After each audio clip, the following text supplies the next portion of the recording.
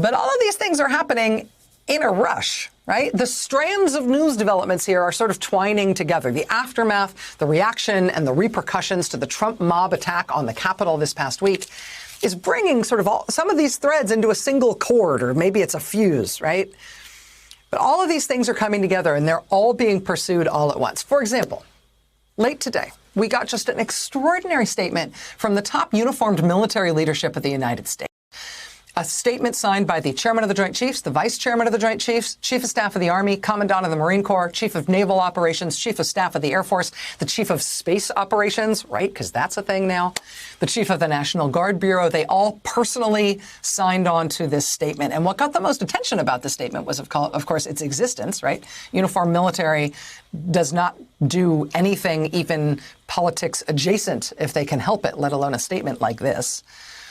But the statement clearly and unequivocally states that the election is over and Biden won.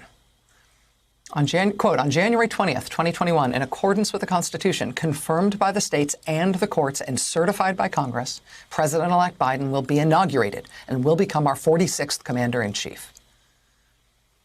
The statement sort of tries to put to rest any threat or worry that the military might be somehow ordered by Trump to stop the inauguration of Biden, to keep him in power somehow. The chiefs in the statement today say that the U.S. military will obey lawful orders from civilian leadership and that they, quote, remain fully committed to protecting and defending the Constitution of the United States against all enemies, foreign and domestic.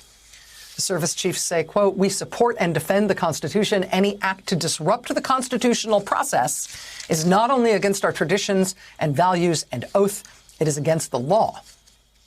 Meaning any order to disrupt our constitutional processes would be an unlawful order. But then there's this.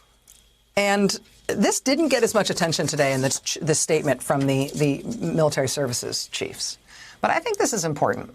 This language is important. They say at the violent riot in Washington, D.C. on January 6th, quote, we witnessed actions inside the Capitol building that were inconsistent with the rule of law. The rights of freedom of speech and assembly do not give anyone the right to resort to violence, sedition, and insurrection. Sedition and insurrection. Insurrection, why is that ringing a bell? Because, as we just discussed, that's what the 14th Amendment talks about, right?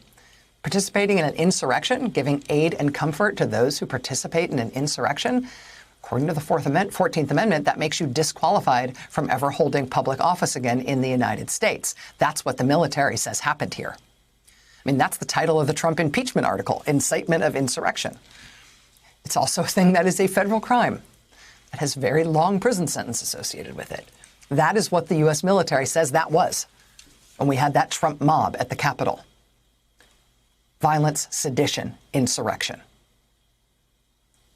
Impeachable offenses, offenses that bar you from ever holding public office, offenses that sentence you to long, long prison terms. That's what the military says happened here.